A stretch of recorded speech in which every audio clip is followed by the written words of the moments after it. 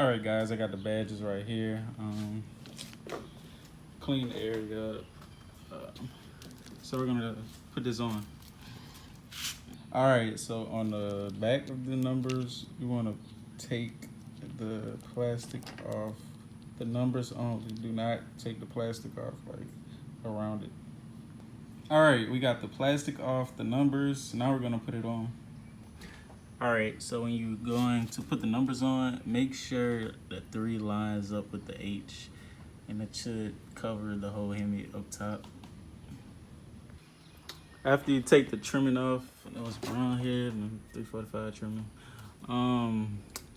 This is you get your finished product.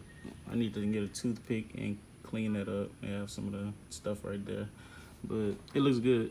This is the other side of the car. It looks nice. Thanks for watching.